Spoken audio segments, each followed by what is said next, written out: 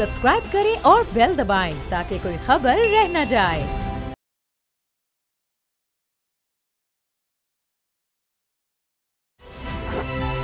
अब पता चला में आज आप जान सकेंगे, बिलावल पर यलगार, शहबाज से हिसाब बेबाक। मुस्तकबिल की कहानी शेख रशीद के मौकलों की जुबानी। सईद गनी और तलाल चौधरी का करारा जवाब। इमदाद की तकसीम में क्या है मुश्किलात। डॉक्टर सानिया ने बता दी अंदर की बात। डॉक्टर फुरकान की मौत पर भी सियासत जारी। बिस्मिल्लाहिर्रहमानिर्रहीम, अस्सलाम वालेकुम। मैं हूं मोहम्मद उसामा गाजी। कोरोना की वजह से विफाकी हुकूमत और सूबा सिंध की हुकूमत में चपकलिश बढ़ती चली जा रही है, बयानात तेज़ होते चले जा रहे हैं। इसी बारे में हम शेख रशीद साहब से भी बात करेंगे और सईद गनी साहब भी हमारे साथ हैं। शेख रशीद साहब, ये फरमाइएगा, जिस तरह के बयानात आ रहे हैं, अब तो सिंध हुकूमत की तरफ से वाज़ेह तौर पर कह दिया गया कि ये कोरोना की जो सूरत हाल पाकिस्तान में है, इसकी ज़िम्मेदारी जाती है विफाक पर। तो इस बारे में हम आपसे जानना चाह रहे हैं। मेरा ख्याल है अभी हमसे हमारा रब्ता नहीं हुआ शेख रशीद अहमद साहब से, जो ही रब्ता होता है उनसे इस बारे में बात करेंगे। इसके अलावा कराची में एक सीनियर डॉक्टर फुरकान जहाँ बहक हो गए कोरोना की वजह से, और इस तरह से एक और डॉक्टर इस दुनिया से चला गया, ये भी बड़ी ख़तरनाक सूरत हाल है। इस बारे में हम CEO इंडस हॉस्पिटल डॉक्टर बारी साहब से भी बात करेंगे। शेख साहब से हमारा रब्ता हो। शेख साहब, ये बताइएगा, ये अभी यानी डॉक्टर साहब का इंतकाल हो, कोई भी मामला हो, इस पर इल्ज़ाम आ जाता है कि विफाकी हुकूमत सही तरह नहीं काम कर रही। अब तो बिलावल साहब ने ये कहा कि जी विफाक, हम जो भी कर रहे हैं, सिंध हुकूमत जो भी इक़दाम करती है उसको विफाक यानी तहरीक इंसाफ की हुकूमत सबोटाज कर देती है, और इमरान खान अगर काम नहीं कर सकते तो इस्तीफ़ा देकर घर चले जाएं। क्या कहते हैं आप? देखें, बड़ी गैर मंतकी और गैर ज़िम्मेदाराना बयान है। अब इमरान खान को कौम ने मुंतखब किया 5 साल के लिए, और सिंध में जो कुछ हालात हैं, सिंध को भरपूर सपोर्ट मिली है। सिंध को IG दिया है, उनकी फरमाइश पे IG दिया है, और ऐसे ही बिलावल जो हैं उनको डर है कि नैब जो है ये ईद के बाद टार्जन बनने जा रही है, और ये ना हो कि ये टार्जन शेख की साहब, जब नून लीग की हुकूमत थी तो उस वक्त चौरी निसार की वजह से सिंध हुकूमत से, यानी पीपल्स पार्टी की जो सिंध में हुकूमत से इट खड़का रहता था। अब क्या वजह है कि ये जो PTI और ये जो बाद-ए-इत्मादी का आपस में वफाक और सिंध का मामला है, इसके पीछे आप क्या देख रहे हैं? देखें, सिंध आसफ जरदारी ने, अगर मुर्तज़ा भुट्टो आज 1900 मेरा ख्याल है 96 की बात है, अक्टूबर की, आज अगर मुर्तज़ा भुट्टो ज़िंदा होता तो आसफ जरदारी की सिंध में कोई सियासत ना होती। एक प्लानिंग के तहत उसको कत्ल किया गया क्या, ताकि सिंध का मज़ारा जो है वो इनकी तरफ देखने पर मजबूर हो जाए। कोई मरकज़ी हुकूमत सिंध के ख़िलाफ़ कोई ऐसा काम नहीं करना चाहती। हम चाहते हैं कि कोरोना के खिलाफ मुश्तरका तौर पर लड़ा जाए। शेख साहब, खबरें गर्म है कि शरीफ को हुकूमत का लालच देकर पाकिस्तान वापस लाया गया, और उन्होंने अपनी काबीना के जो नाम थे वो भी फाइनल कर लिए थे। हकीकत क्या है? और ये भी बताएंगे, क्या शहबाज शरीफ के साथ हाथ हो गया? हाथ किया किसने? आपके पास मौकल है, कोई बताएं कि आपके मौकल इस पे क्या कहते हैं? देखो, शहबाज शरीफ कोई 14 साल की दुशीज़ा नहीं है कि उसको फ़ोन का पता ना हो कि फ़ोन किसका आया और कैसे आया। ये जो नेशनल गवर्नमेंट की ख्वाब देख रहे थे, इनका ख्याल था कि कोरोना से बहुत तबाही हो जाएगी, इकानमी डिज़ास्टर हो जाएगी, किस्तों के पैसे नहीं होंगे, मुल्क डिफ़ाल्ट हो जाएगा। वो सारी बातें नहीं हुई। अब वो फिर कह रहे हैं कि मुझे वापस जाना है, मेरे भाई का ऑपरेशन है कोरोना के हालात के ठीक होने के बाद। मुझे तो शहबाज शरीफ के हालात अच्छे नहीं दिखाई देते, और उनका केस और हमजा का बड़ा सीरियस केस है। शहबाज शरीफ साहब की पिट में आज फिर अब उनको 2 जून को फिर बुलाया गया है। डील की खबरें भी बड़ी गर्म हो रही हैं, लेकिन शाहिद खाकान अब्बासी साहब, ख्वाजा आसिफ साहब, वो शहबाज शरीफ के खिलाफ ही बोलने लग गए हैं। ये क्या हो रहा है? कोई डील शील हो रही है कोरोना की सूरत के बाद? आप क्या देख रहे हैं नून लीग का मुस्तकबिल? फास्ट कोरोना मैं तो नवाज शरीफ का और आसफ जरदारी का कोई मुस्तकबिल नहीं देख रहा। इस मुल्क में कुछ भी हो सकता है। 2 पार्टियों को जिस तरह जलील व ख्वार कर दिया गया है, इनको हुक्मरानी नहीं दी जा सकती। सो असल सूरत हाल जून में जाके पता लगेगी कि क्या बनने जा रहा है। अभी तो रोज़े हैं, और नून लीग में 2 नहीं 3 ग्रुप हैं। और अगर आसफ जरदारी की मैं बात नहीं कर रहा, मैं बात कर रहा हूँ शहबाज शरीफ की। अगर शहबाज शरीफ पकड़ा जाता है तो शायद खाकान अब्बासी इसकी क़ियादत संभालेगा और उसको मरियम की भी सपोर्ट हासिल होगी, नवाज़ शरीफ की भी होगी, और उस मौके पे ख्वाजा आसफ, राना तनवीर और जो पीपल्स पार्टी जो इनके स्पीकर थे सरदार अय्याज सादिक, सो उनका एक अलहदा ग्रुप होगा। सो बुनियादी तौर पर नून लीग अब 3 पार्टियों पंजाब दिल्ली की जोर लगाया जा रहा है और पिछले दिनों एक मुलाकात जो हुई थी ख्वाजा बरादराना और चौधरी परवेज इलाही के दरमियान, उसको भी इससे जोड़ा जा रहा है। क्या आप उस्मान बुज़दार साहब को मजबूत सीएम देख रहे हैं या उनका मुस्तकबिल भी आपको डामाडोल नजर आ रहा है? देखें, अभी तो इमरान खान उस्मान बुज़दार के साथ खड़ा है। जब तक उस्मान बुज़दार के साथ इमरान खान खड़ा है उसको कोई ख़तरा नहीं। जिस दिन वो पीछे हो गया तो वो मैटर ही नहीं करता, उसके साथ तो दूसरा मेंबर नहीं है। ये कहना कि उसके ख़िलाफ़ बंदे इकट्ठे किए जा रहे हैं, उसके पास तो कोई बंदा ही नहीं है, बंदे क्या इकट्ठे किए जा रहे हैं? उसके पास तो इमरान खान है। जब तक इमरान खान उसके साथ और चीन की फॉरेंसिक जो रिपोर्ट थी उसका बहुत शोर था कि 25 अप्रैल को वो रिपोर्ट आएगी। 25 अप्रैल आई, गुजर गई, फॉरेंसिक रिपोर्ट नहीं आई। क्या इसकी वजह वो बड़े बड़े नाम थे जो इसके साथ अटैच थे? अपोजिशन तो पहले ही ये कह रही थी कि इन बड़े बड़े नामों को बचाने की तैयारी हो चुकी है, ये रिपोर्ट कभी भी नहीं आएगी। तो आपका क्या ख्याल है, रिपोर्ट आएगी? वाकई ये नामों के बचाने का ये सारा सिलसिला है? देखें, अगर नहीं हो सकेगा ना तो फिर हमारा बयानिया बड़ा बुरी तरह मुतासर होगा। इमरान खान को लोगों ने वोट इनके ख़िलाफ़ दिए और इमरान खान का एक ही नारा मकबूल था कि चोरों को नहीं छोड़ूंगा। अगर हम चोरों को छोड़ देते हैं फिर हमारी सियासत हो रही है। शेख साहब, 4 चीफ जाते हैं, आईजीज बदले जाते हैं, ये तब्दीली सरकार में क्या रविश चल निकली है? भुट्टो के दौर में भी बदलते रहे पंजाब में। अब देखें ना, राना ताहिर आए इंफॉर्मेशन में, और फिर यूसुफ बेग आए, फिर अल्लाह आपका भला करे फवाद आया, फिर आपके अल्लाह भला करे, फिर फरदोस आई, और इससे पहले भी एक और था वो दुरानी बदले गए। जो 6-7 ये आज पाकिस्तान की सियासत में आजकल ये वो बातें नहीं रह गई कि एक बंदे को बदल दो तो वो बंदा ही घर बैठ जाता है। मीडिया है, अब एक फरदोस आशिक ईमान को गई हैं, लेकिन कल आज अखबारों की जीनत है फ्रंट पेज की।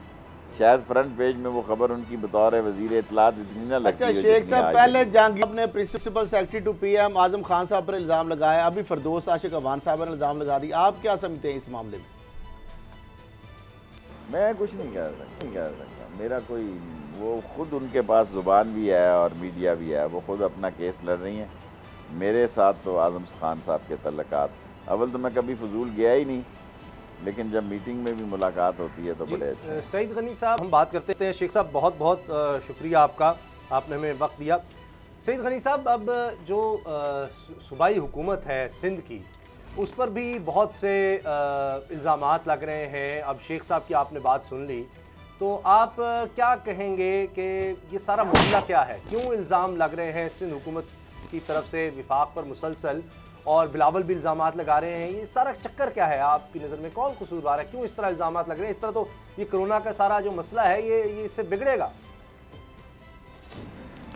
देखिए, चेयरमैन बिलावल भुट्टो ज़रदारी साहब ने बात की थी। अगर आप उस बात को पूरा सुने और समझें तो उन्होंने वज़ीर आज़म साहब का जो रवैया और जो एटीट्यूड रहा है इस पूरे कोरोना वायरस पर, उस पर बात करते हुए कहा कि अगर वज़ीर आज़म साहब काम नहीं करना चाहते हैं, अगर वो अपने आप को वज़ीर आज़म नहीं समझते हैं, अगर वो अपना किरदार अदा नहीं कर सकते हैं, तो इस मुश्किल वक्त में वो खुद इस्तीफ़ा दें, किसी और को आगे न दें ताकि इस वबा से कोई लड़ सके। लेकिन अगर वज़ीर आज़म अपना किरदार अदा करते हैं, अगर कैबिनेट की मीटिंग को खुद चेयर करते हैं, ख़ुद ये फैसला करते हैं कि 9 मई तक हमें लॉकडाउन को बढ़ाना है, नेशनल कोऑर्डिनेशन कमेटी की मीटिंग की सरबराही करते हैं, ख़ुद फैसला करते हैं कि 2 मरतबा लॉकडाउन में हमने इजाफा करना है, तोसी करनी है, उसके बाद कहते हैं कि अशराफिया ने लगा दिया। तो ये जो कन्फ्यूजन है वज़ीर आज़म के जहन में, जिसकी वजह से पूरी कौम तकसीम होती है, कन्फ्यूज़ होती है, उस पर बिलावल साहब ने ये कहा कि अगर वज़ीर आज़म अपना किरदार अदा नहीं करना चाहते, अपना काम नहीं करना चाहते, तो इस्तीफ़ा दे ताकि कोई और आकर इस विवाद से अच्छा सईद गनी साहब, हुकूमत एक ब्लेम गेम तो चल ही रही है। वफाक सिंध पे इल्ज़ाम लगा रहा है, सिंध वफाक पे इल्ज़ाम, लेकिन आफ्टर 18th अमेंडमेंट आपके पास सारे इख्तियारात हैं। अगर आप लॉकडाउन करना चाहते हैं, अगर आप जो किट्स वगैरह जो चीज़ें खरीदना चाहते हैं, हॉस्पिटल के अंदर जो भी फैसिलिटीज़ देना चाह रहे हैं, तो वफाकी हुकूमत इसमें आपको रोक तो नहीं सकती। आप कारकर्दगी ज़्यादा आपस में ब्लेम गेम हमें नज़र आ रही है। बिल्कुल आपने ठीक कहा कि इस मौके पर एक कौमी यकजहती होनी चाहिए, और हमने बहुत कोशिश की शुरू से, हालांकि हमारी शिकायत भी थी लेकिन कभी हमने उसका इजहार नहीं किया। हम ये चाहते थे कि वज़ीर आज़म लीड लें और पूरे मुल्क में एक आवाज़ हो और वो कोरोना के ख़िलाफ़ जंग के लिए हो। लेकिन PTI का रवैया और वफाकी हुकूमत का जो रवैया था वो बहुत अफसोसनाक रहा है। और आप जब ये कहते हैं कि ये दोनों तरफ से हो रहा है तो कम से कम आपको ये ज़रूर देखना चाहिए कि आगाज़ किसने किया, बेबुनियाद इल्ज़ामात किसने लगाए और आज भी कौन लगा रहा है। हम अगर आज भी प्रेस कॉन्फ्रेंस करते हैं तो उनके इल्ज़ामात का जवाब देते हैं। हमने चीनी के स्कैंडल पर बात नहीं की, हमने गंदम के स्कैंडल पर बात नहीं की, अच्छा। हमने जहांगीर तरीन पर बात नहीं की, हमने इमरान खान के ऊपर जो पैसा खर्च करने वाले करप्ट लोगों का टोला है हमने उस पर बात नहीं की। हम सिर्फ़ और सिर्फ कोरोना के इशू पर बात करते हैं। और जो फेडरल गवर्नमेंट अगर डाइवर्ट करना चाहती है पूरी मीडिया को या पूरी कौम के अटेंशन को तो हम उस पर बात करते हैं। आज भी अगर आप देखें तो ये जो रेटोरिक है, जो बेबुनियाद इल्ज़ामात हैं, जो बेबुनियाद बातें हैं, वो PTI के वफाकी वज़रा कहते हैं या उनके नाम नहाद खुद साख्ता तर्जमान जो उन्होंने पता नहीं कोई दर्जनों भर्ती किए हैं वो लोग कहते हैं। तो ये कहना बड़ा नामुनासिब होगा कि दोनों तरफ से एक जैसा हो रहा है। आप अगर समझते हैं कि दोनों तरफ से गलत हो रहा है, मुमकिन है आपकी राय हो, लेकिन आपको ये देखना चाहिए कि इसका आगाज़ किसने किया है और आप भी उसको आगे कौन बढ़ा रहा है। हम आज भी ये समझते हैं कि ये मुनासिब बात नहीं है, हमें एक होना चाहिए, हमारा नुक्ता नज़र एक होना चाहिए, हमारा मौक़िफ़ एक होना चाहिए। लेकिन शायद हमारा जुर्म ये बन गया कि हमने वफाकी हुकूमत से पहले इनिशिएटिव लिए हैं, हमने डिसीशंस लिए हैं, लोगों ने उसकी पजीराई की है, मीडिया ने उसकी पजीराई की है। वो जो है इमरान खान साहब ने आपका कहना है कि इस इक़दाम को वफाक 18वीं तरमीम के साथ मुंसलिक कर देता है। सवाल तो बनता है कि 18वीं तरमीम के बाद सिंध ने सेहत के हवाले से क्या किया, और अगर वफाक 18वीं तरमीम को छेड़ता है तो सिंध का रद्द-ए-अमल क्या होगा? 18वीं तरमीम को छेड़ने की पोजीशन में नहीं है, उस काबिल नहीं है, इनकी ऐसी नहीं है। जो दूसरी बात आपने कही कि 18वीं तरमीम के बाद सूबा सिंध में सेहत के हालात बेहतर क्यों नहीं हुए। देखें, 18वीं तरमीम सिर्फ सूबा सिंध के लिए तो नहीं आई थी, पूरे मुल्क के लिए थी। चारों सूबे भी उससे मजबूत हुए, पार्लियामेंट उससे मजबूत हुई, वज़ीर आज़म उससे मजबूत हुआ है। अब अगर आपने कंपैरिजन करना है तो आप फिर जब वफाक के पास तालीम और हेल्थ के सेक्टर्स थे उस वक्त क्या हालत थी और उसके बाद क्या हुई है। अगर आपने मवाजना करना है तो बाकी सूबों के साथ कर लीजिए। सूबा सिंध में आज भी हॉस्पिटल्स की तादाद जो पिछले 10-12 साल में 18वीं तरमीम के बाद है वो ज़्यादा इजाफा हुआ है। सूबा सिंध में ज़्यादा नए हॉस्पिटल्स बने हैं। सूबा सिंध में जब हमारे पास NICH नहीं था, जब हमारे पास JPMC नहीं था, जब हमारे पास NICVD नहीं था, उनकी हालत देख लीजिए। जब हमारे पास आए उनकी हालत देख लीजिए। आज भी पूरे पाकिस्तान के चारों सूबों में जो पर पेशेंट वेंटिलेटर की तादाद है वो सूबा सिंध में ज़्यादा है। पर पेशेंट जो बिस्तर हैं हॉस्पिटल्स के वो सूबा सिंध के ज़्यादा हैं। और सूबा सिंध में आज भी कोरोना के ख़िलाफ़ जो जंग लड़ी जा रही है, सूबा सिंध तीनों सूबों से बहुत आगे हैं। तो अगर आपने मवाजना करना है तो फिर इस तरह कीजिए ना। अगर आप मवाजना हमारा अमेरिका से करेंगे तो ज़ाहिर अमेरिका जैसे नहीं है। अगर आप मवाजना हमारे किसी और तरक्की याफ्ता मुल्क से करेंगे, हम नहीं है। मवाजना हमारा दीगर सूबों से कीजिए। मवाजना हमारा 18वीं तरमीम से पहले और 18वीं तरमीम के बाद भी सूबा में कीजिए। तो ये मैं आपको चैलेंज करता हूँ कि 18th अमेंडमेंट के बाद सूबा सिंध में हेल्थ के शोबे में बहुत बेहतरी आई है। अब भी मज़ीद बेहतरी की गुंजाइश है, मसाइल अब भी हैं, इशूज़ अब भी हैं, लेकिन अगर आप कंपैरिजन करेंगे तो बाकी सूबों के मुकाबले में सिंध ने बहुत काम किया है। चाहे एजुकेशन हो, आपने सेहत के हवाले से हो। खास तौर पे बात की 18वीं तरमीम के बाद, ये 18वीं तरमीम के बाद ये भी तो नहीं होना चाहिए कि सदर आए कराची और उससे मुलाकात ना की जाए। अब आरिफ अलवी साहब इतने अरसे के बाद आए हैं कराची, और कराची आने पर वज़ीर आला सिंध मुराद अली शाह साहब उनसे मिलते तक नहीं, मुलाकात नहीं करते। क्यों नहीं की मुलाकात? चीफ मिनिस्टर साहब ने मुलाकात की ना तो शायद मेरे ख्याल में दरख्वास्त की थी और ना ही मुलाकात से इनकार किया। सदर पाकिस्तान आना चाहते थे कराची, चीफ मिनिस्टर हाउस में एक मीटिंग को प्रेजाइड करना चाहते थे। हम उन्हें ब्रीफ करना चाहते थे कि सूबा सिंध की हुकूमत ने कोरोना के हवाले से क्या क्या इक़दाम किए हैं, उनके क्या क्या हमारी मुश्किलात हैं, मसाइल हैं। लेकिन हमें रात देर गई ये बताया गया कि सदर पाकिस्तान का जो प्रोग्राम था वो मनसूख हो गया और वो नहीं आए। आना चाहते थे, उनकी मर्ज़ी थी, नहीं आना चाह रहे थे, उनकी मर्ज़ी थी। आ रहे थे, हम वेलकम कर रहे थे, नहीं आ रहे थे, अल्लाह उनको खुश रखे। अगली दफ़ा आना चाहेंगे तो फिर हम उनसे मिल लेंगे। बहरहाल इस पर कोई तलखी बढ़ाने की बात नहीं है। लेकिन एक बात ज़रूर है कि वज़ीर आज़म पाकिस्तान 3 सूबों में गए हैं। कोरोना के इशू पर उन्होंने चीफ मिनिस्टर से और दीगर जो मुतल्लिक़ अफसरान थे लोग उनसे मुलाकातें की हैं। सूबा सिंध वो वाहिद सूबा है जहाँ वज़ीर-ए-आज़म कोरोना के मसले के बाद अच्छा, सही बात ये है कि जिस तरीके से बार बार सिंध हुकूमत ये क्लेम करती है कि सबसे ज़्यादा अचीवमेंट हमारी है, लॉकडाउन के हवाले से बात हो, सबसे ज़्यादा सेंटर हमने बताया, टेस्ट आपने बहुत ज़्यादा किए, लेकिन क्या वजह है कि ये मर्ज़ या जो तादाद है मरीज़ों की वो बाकी सूबों की निस्बत बहुत ज़्यादा इजाफा उसमें हुआ है पिछले दिनों में, तो इसकी क्या वजह हो सकती है? ये कि शेख रशीद की बातों को अहमियत देने की ज़रूरत नहीं है। वो बेपरवाही उड़ाते रहते हैं, बस वो मीडिया में रहने के लिए अजीब अजीब बेतुकी बातें करते रहते हैं। सूबा सिंध में पीपल्स पार्टी को अवाम वोटों के ज़रिए लेकर आती है और पीपल्स पार्टी के मुखालिफिन को बहुत सारी शायद हिमायतें और ताकतें जो हैं वो सपोर्ट कर रही होती हैं। पीपल्स पार्टी बहुत मुश्किल हालात में भी सिंध में इलेक्शन जीत कर आ रही होती है। तो पीपल्स पार्टी को किसी ने मजबूरी नहीं बनाया, पीपल्स पार्टी को आवाम वोट देती है और हम आते हैं, और जब तक लोग वोट देते रहेंगे हम आते रहेंगे। और ये इस बात को साबित करता है कि पीपल्स पार्टी सूबा सिंध में जो तीसरी मरतबा हुकूमत में आई है, आवाम की खिदमत करती है, हमने कुछ न कुछ डिलीवर किया है, इसीलिए लोग हमें माजी के मुकाबले में ज़्यादा वोट देते हैं। और जो गुज़िश्ता इंतखाबात हुए 2018 के, वो सूबा सिंध की तारीख़ में जितने इंतखाबात हुए हैं सबसे ज़्यादा सीटें पीपल्स पार्टी को मिली हैं, सबसे ज़्यादा वोट पीपल्स पार्टी को मिले हैं। बहुत शुक्रिया सईद गनी साहिब, आपने हमें वक्त दिया। अब सिंध का ही एक और मामला है, बड़ा ही हसास और अफसोसनाक भी इस लिहाज से कि सीनियर डॉक्टर फुरकान की हलाकत होती है, जाँ बाक हो गए कोरोना की वजह से। लेकिन इसके बाद फिर एक इल्ज़ामात का सिलसिला शुरू होता है। यहाँ तक कहा गया कि वेंटिलेटर्स मौजूद नहीं थे जिसकी वजह से ये दुनिया से चले गए, और इस पर फिर बयानात की एक जंग शुरू हो गई। और नासिर हुसैन शाह साहब ने ये कहा कि हमने विफाक से कहा था कि वेंटिलेटर्स की ज़रूरत है, लेकिन वेंटिलेटर्स नहीं दिए गए। हमारे साथ अभी मौजूद हैं डॉक्टर अब्दुल बारी साहब, CEO इग्नस हॉस्पिटल, उनसे इस बारे में बात करते हैं। अब्दुल बारी साहब, ये असल में हुआ क्या है, आप इस बारे में कुछ बता सकेंगे कि हमारे तो अब हीरोज़ हैं इस वक्त तमाम डॉक्टर्स, और उनके लिए सहूलियात ना होना ये बड़ा अजीब मामला है।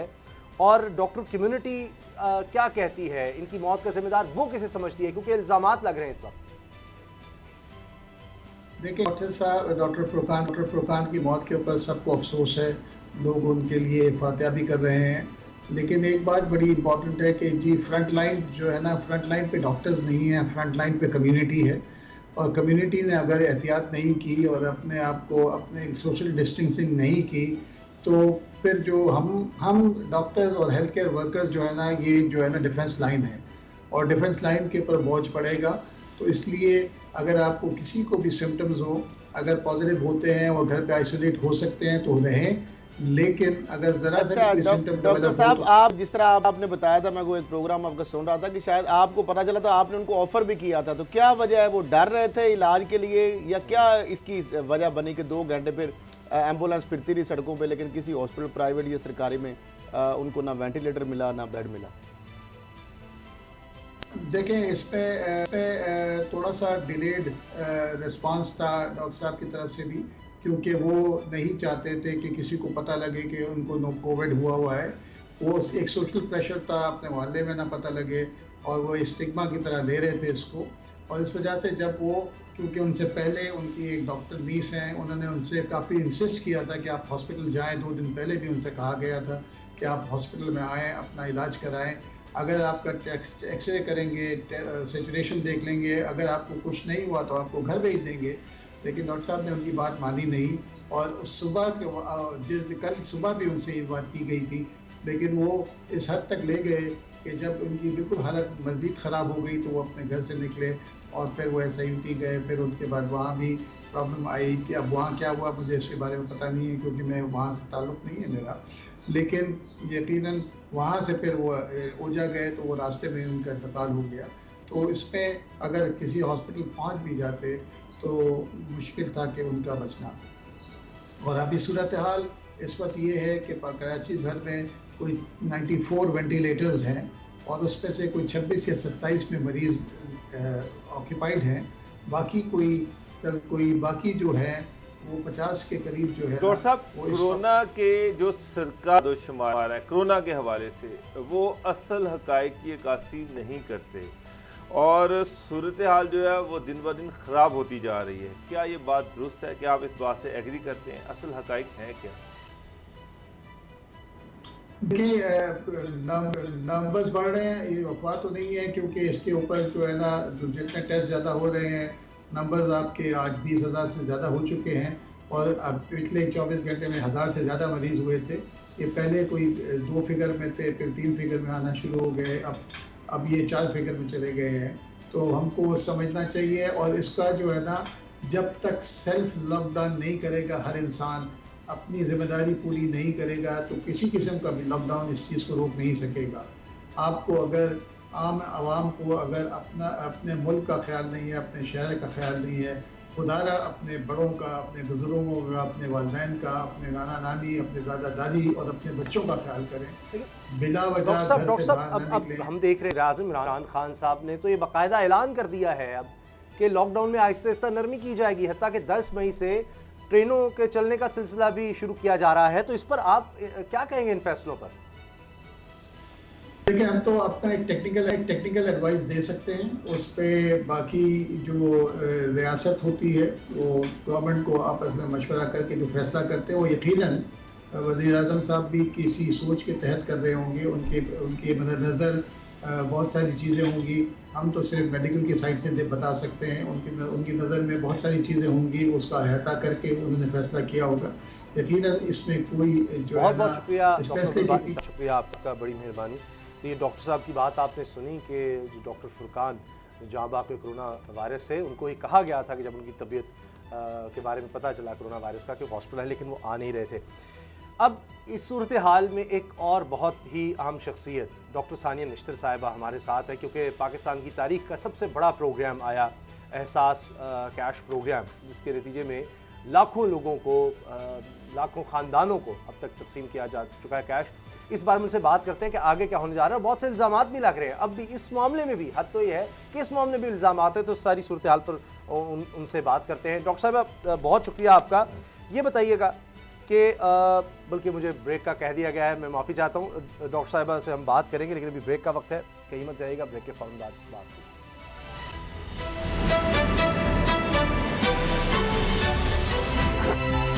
अब पता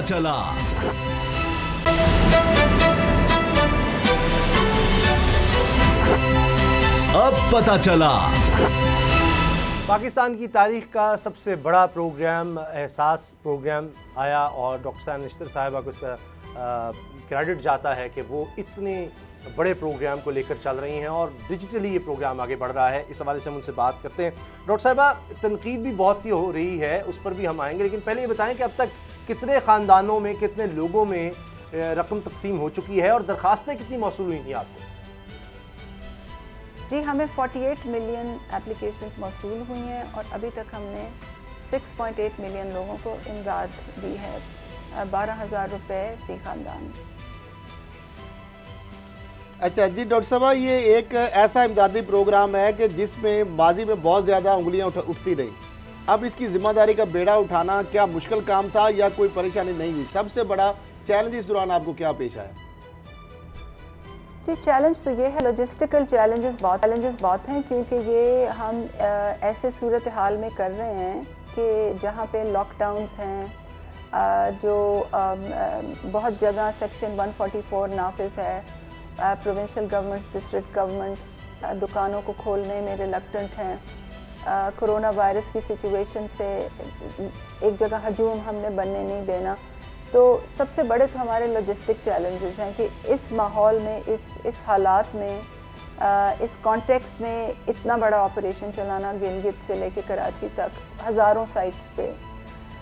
दूसरा हमारा चैलेंज जो है वो कुछ बहुत ही रिमोट जगहों में है, जो बहुत ही पसमानदा इलाके हैं, जहाँ इंटरनेट कनेक्टिविटी का बहुत मसला है, क्योंकि ये तमाम जो सिस्टम है वो रियल टाइम बेसिस पे आइडेंटिफिकेशन होती है। इंटरनेट कनेक्टिविटी इसके लिए बहुत अहम है, और बहुत ही जो दूर दराज इलाके हैं, ख़ास तौर पे बलूचिस्तान के जो कुछ इलाके हैं, जो GB के कुछ इलाके हैं, AJ के कुछ इलाके हैं, और फॉर्मर फाटा के जो इलाके हैं, उनमें हमें कनेक्टिविटी के काफ़ी मसाइल आते हैं।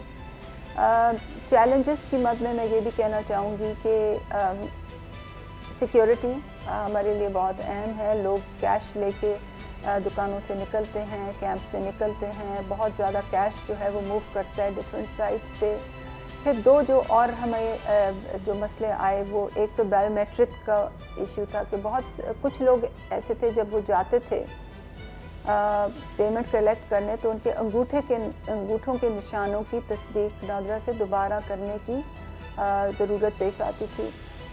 तो हमने नादरा से रिक्वेस्ट की और आज से नादरा के तमाम दफातर खुल चुके हैं। अभी मैं एक ही दफ्तर का एक सरप्राइज़ विज़िट करके आई हूँ जहाँ मैंने देखा कि काफ़ी तादाद में लोग अपने अंगूठों की तस्दीक दोबारा करने गए आए थे।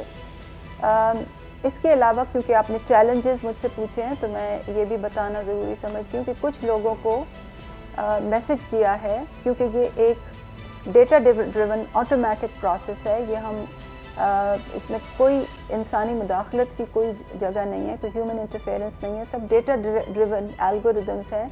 तो जिन ख़ानदानों में अगर ख़ानदान के सरबराह की वफ़ात हो गई है और बेटी हमें मैसेज करती है कि मुझे इमदाद चाहिए, तो बेटी को ये मैसेज जाएगा कि आपके वालिद हकदार हैं। जैसे कि मैंने बताया, क्योंकि ये डेटा ड्रिवन प्रोसेस है, तो इस सूरत में लोगों को नादरा के दफातर जाके अपनी डेथ रजिस्ट्रेशन करानी होती है और डेथ रजिस्ट्रेशन कराने के बगैर उनका स्टेटस चेंज होता है, तो बेटी के नाम पे फिर इमदाद का मैसेज आएगा। तो ये तमाम logistic challenges, systems related challenges, data driven messaging के जो चैलेंजेस जो हैं वो जैसे जैसे आते जा रहे हैं, हम उनको on a real time basis उनका हल निकाल रहे हैं और साथ साथ लोगों को कम्युनिकेट भी करते हैं कि आपको जो मुश्किल पेश आ रही है उसका हल हुकूमत ने ये निकाला है। तो इन बातों से कतई नज़र माशाल्लाह ऑपरेशन बहुत अच्छा चल रहा है। मुल्क के दूर दराज इलाकों में गिलगित से लेकर कराची तक। अच्छा डॉक्टर साहबा, पीपल्स पार्टी के एहसास प्रोग्राम पर शदीद तनकीद की जा रही है कि ये असल में बेनज़ीर इनकम सपोर्ट प्रोग्राम है। इसके साथ साथ ये भी बता दें कि ये कोरोना वबा के हवाले से जो डायरेक्ट एड दी जा रही है, जो डायरेक्ट इमदाद दी जा रही है, इसके साथ साथ और कौन से इमदादी पैकेजेस एहसास प्रोग्राम के तहत और कौन कौन से इमदादी पैकेजेस हैं और इसमें सिंध और बाकी सूबों का कितना हिस्सा है, क्योंकि ये बड़ा सेंसिटिव सा इशू है सारा। जी, आपने दो तीन सवाल कर दिए। सबसे पहले तो ये कि एहसास एक बहुत ही वसी होल ऑफ गवर्नमेंट प्रोग्राम है और जिसमें 100 से ज़्यादा पॉलिसीज़ और प्रोग्राम्स पे ये मुश्तमिल है। इसमें एहसास किफ़ालत, एहसास बिलासूद कर्ज़े, एहसास स्कॉलरशिप्स, एहसास लंगर, एहसास आमदन, एहसास एमरजेंसी कैश और दीगर बहुत से प्रोग्राम्स हैं। ये बिल्कुल ही नया प्रोग्राम है, इसकी स्ट्रैटेजी शाया है और ये बात मुसल्लमा है कि ये बिल्कुल ही नया प्रोग्राम है और होल ऑफ गवर्नमेंट प्रोग्राम है, नंबर 1। नंबर 2, जहाँ तक आपने बात की एहसास इमरजेंसी कैश की, ये भी BISP के पेमेंट से बिल्कुल मुख्तलिफ है। इसका जो लोगों को हकदारों की निशानदेही करने का जो तरीक़ाकार है वो बज़रिया SMS किया गया है और जो डेटा एनालिटिक्स के इस्तेमाल से और बज़रिया SMS लोगों की निशानदेही हुई है और ये बात सबके सामने है। हाँ, जो पुरानी जो BISP लिस्ट थी, जो हमने 8,20,000 लोगों को निकालने के बाद जिनको अपने किफ़ालत प्रोग्राम में शामिल किया था, हमने उनको भी इमदाद दी है, बिल्कुल ये गैर सियासी तरीके से। और उस मद में जो इमदाद गई है, क्योंकि वो पुरानी लिस्टों पे बेस्ड थी, वो सबसे ज़्यादा सिंध को गई है। तो ये इस बात को वैलिडेट करता है कि ये बिल्कुल ही गैर सियासी प्रोग्राम है। मगर जो इमरजेंसी कैश का नया प्रोग्राम है, जैसे कि मैंने पहले बताया, मुस्तहिकीन की निशानदेही 8171 SMS के ज़रिए, डेटा एनालिटिक्स के ज़रिए, ये बिल्कुल मुख्तलिफ प्रोग्राम है। फिर जो रकम की तरसील हो रही है वो एहसास डिजिटल पेमेंट सिस्टम के थ्रू हो रही है, जिसकी प्रोक्योरमेंट 2019 में हुई थी। तीसरा जो आपने बात कही कि कहाँ कितनी इमदाद जा रही है, तो ये आपने देखा होगा कि कुछ दिनों पहले हमने एक इंफॉर्मेशन पोर्टल लॉन्च किया था जो pass.gov.pk pass.gov.pk के बैनर से एक्सेसिबल है और वहाँ पे आपको तमाम तर तफसीलात मिल जाती हैं कि सूबों में कितना जा रहा है, कितने बेनिफिशियरी, कितने हकदार हैं, कितनी रकम जा रही है, कितने बैंक अकाउंट्स क्रेडिट हुए हैं, कितने बैंक अकाउंट्स डेबिट हुए हैं, उनसे पैसे निकल गए हैं।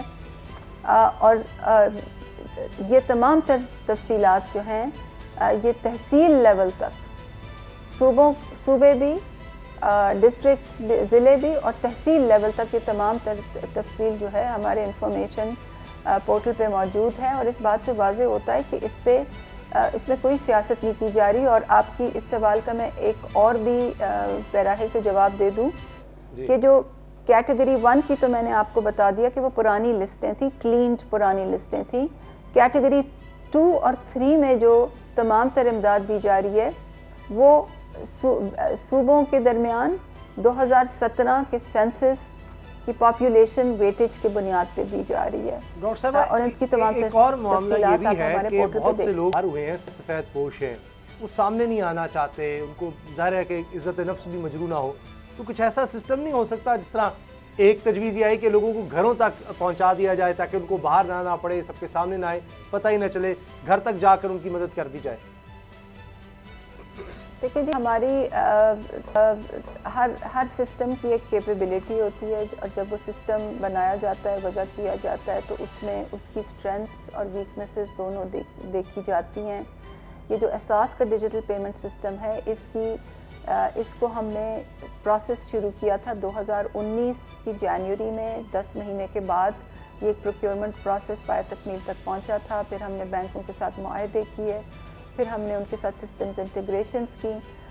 और जब हम ये पूरा प्रोसेस बना रहे थे तो हर तरह की चीज़ को सामने रखा गया था और जो गिवन द सिचुएशन, जो बेस्ट पॉसिबल सिनेरियो था, उसके मुताबिक सिस्टम को बनाया गया था।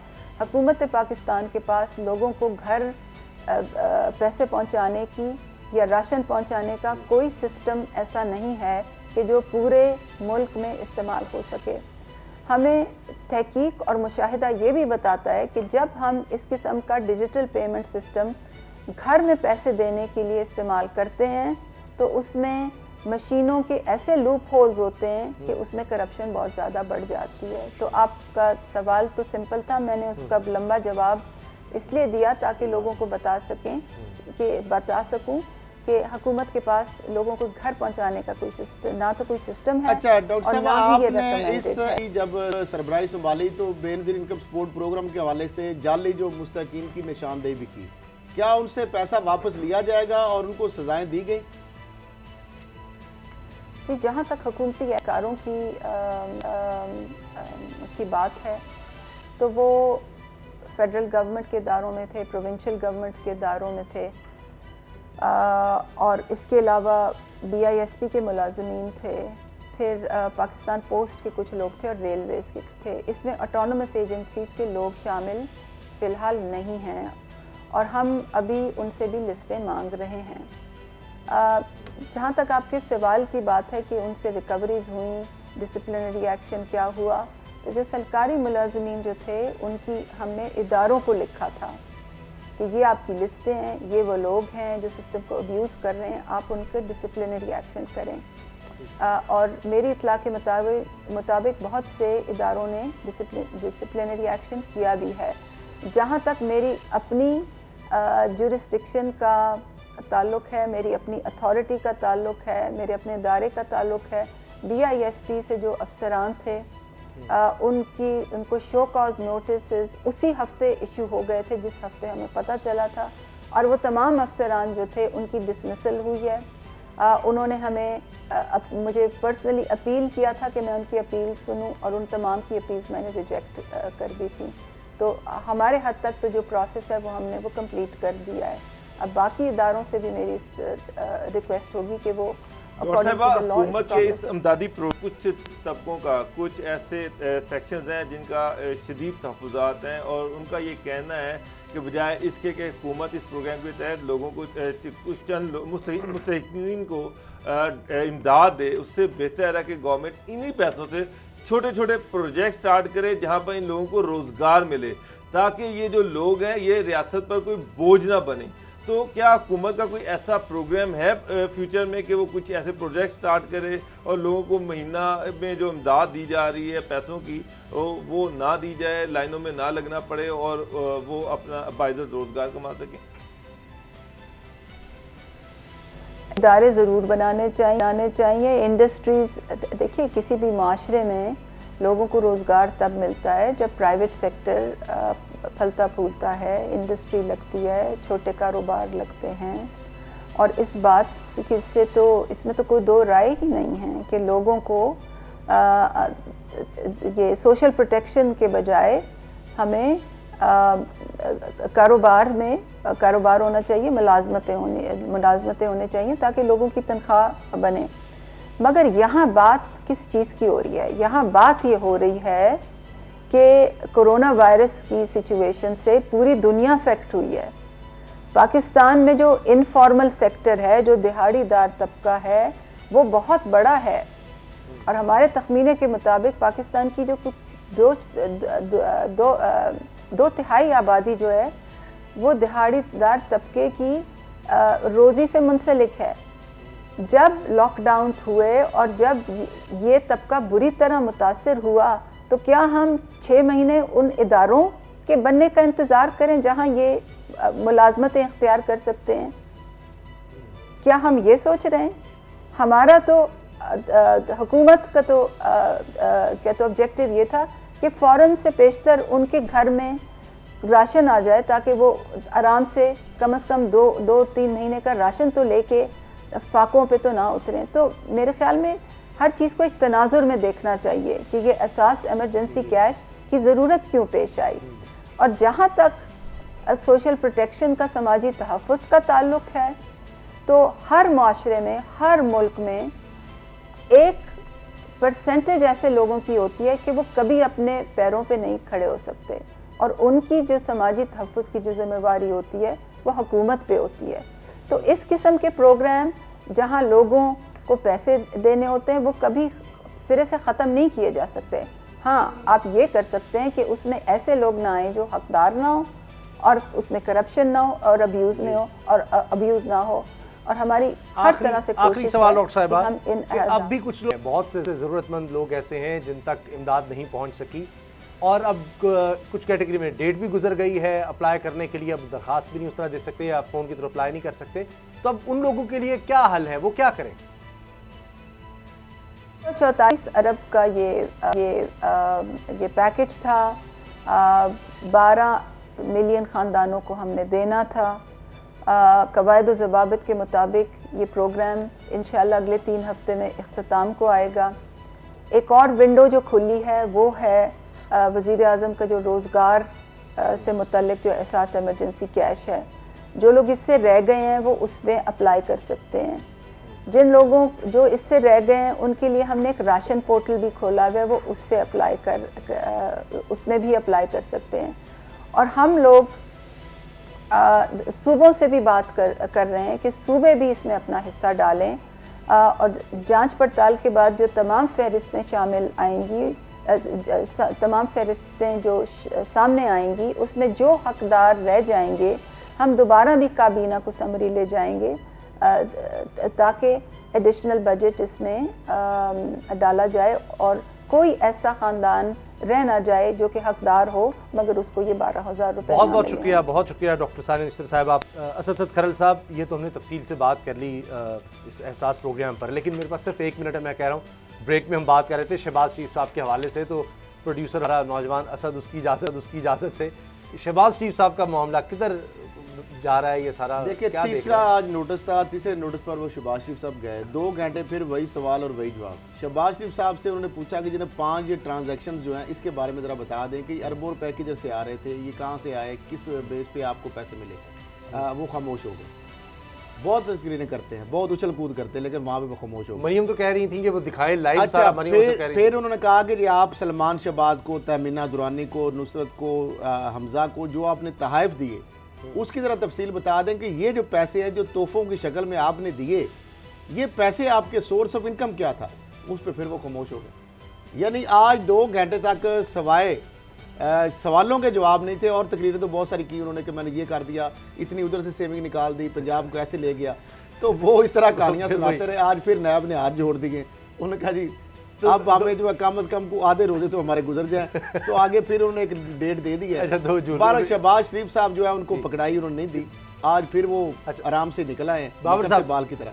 अच्छा सर, शहबाज शरीफ साहब, मैं बिल्कुल खैर साहब से एग्री कर रहा हूँ कि किसी सवाल का जवाब नहीं दिया, ना उन्होंने आज तक नहीं दिया, चाहे वो सुप्रीम कोर्ट हो चाहे सर मरीम साहब ने कहा लाइव दिखाएं आप, ये सब गलत बात है कि जी कोई इसी सवाल का जवाब नहीं दिया। कहते हैं आप लाइव दिखाएं कैसे सवाल हो रहे हैं। मैं और सर खैर साहब सुप्रीम कोर्ट में चीफ जस्टिस जो थे साकिब साहब, उनके सामने हम थे, हाई कोर्ट में हम दोनों पे जाते रहे हैं, आज तक किसी एक सवाल का उन्होंने जवाब दिया। अच्छा एक और चीज़ बड़ी अहम है जो मैं यहाँ पर बात करना चाह रहा हूँ, जिस इशू पर शहबाज शरीफ का केस आया, सलमान और हमजा दोनों को बुलाया गया, नवाज शरीफ का आया, मरियम को बुलाया गया। जितने भी बड़े ये करप्शन के इल्ज़ाम हैं, आप देखिए कि फैमिली जिसमें इन्वॉल्व है उनको बुलाया जा रहा है। मीर शकील रहमान के बच्चों को कब बुलाया जाएगा? सर वो तो सर देखिए उस समय बुला तो रहे हैं, वज़ीर आज़म साहब मुलाकातें कर रहे हैं बुला के साथ एंकरों को और साथ वो सर मीर शकील रहमान साहब की जो प्रॉपर्टीज़ हैं उस डायरेक्ट बच्चों के नाम गई हैं। जो ज़मीनों पे कब्जा किया गया वो बच्चों ने करवाया, बच्चों के दौर में हुआ, बच्चों की नाम थी उस वक्त प्रॉपर्टी, शकील रहमान के नाम नहीं थी। नए वाले कह रहे हैं कि जी बिल्कुल हम इस पे सोच रहे हैं, देख रहे हैं, लेकिन जिस तरह एक बंदे को एलडीए के किसी एक बंदे को नैब ने पकड़ा है। अब ये तो तमाशा किया हुआ है, नवाज शरीफ बाहर उन्होंने आना नहीं, उसकी इश्तिहारी कर दिया। जो बंदे पकड़ने वाले एलडीए के डिपार्टमेंट के एक बंदा नैब ने पकड़ा है, इसके बाद आपको समझ नहीं आ रही है। आपकी बात सही है, पकड़ेंगे तो फिर केस आप पक्का बनाना, बाकियों को भी बुलाएं, उन सभी को नैब तो उनको क्लीन चिट देने के लिए तैयार बैठा है, पता लग जाएगा इस पे। हम कल देखते हैं कि कोई इस पर कार्रवाई होती है नहीं होती। बहुत शुक्रिया प्रोग्राम देखने के लिए, दुआ में याद रखिएगा, इजाजत दीजिए, अल्लाह हाफिज़।